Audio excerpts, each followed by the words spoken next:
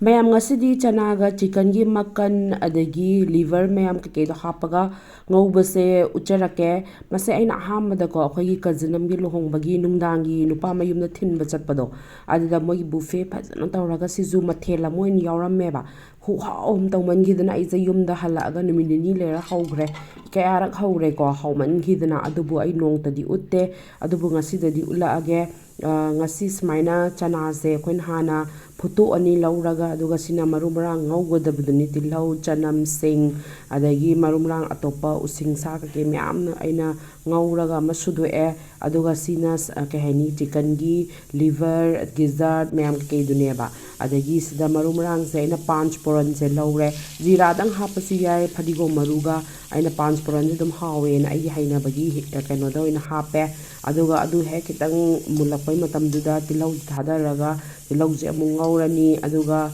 sing chanam ju thadaraga phajana ngaubirani ko manam kake jo loina laitana bagi damakta aduga smaina ngaubai hawrakpai matang sida chicken gi ngasai gi kano myam do haidi hapringai daba ko moro khara hapani machu ju kitang hapke ngasidi adu kanghonina aduga morok su khara phajana ba musu hape sirai khongi morok ne hamba hapiduna adu ngasagi chicken gi parts myam daina phajana kakthatlabane ba yamna chawng chawng pi ebko aduga phajana pikthatlaga kakthatlaga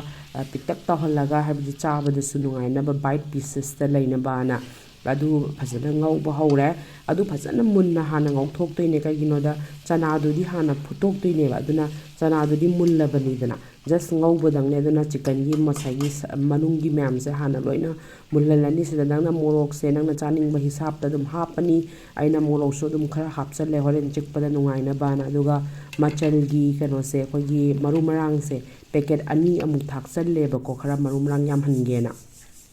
hauna bana aduga ngasai phutkiba kano chana se amuk hapchalani simula e haba tanja sida aduga phana kuina ngawe minute 10 mu aduga thum thakchalle adagi akoina moro atekpa gumba adagi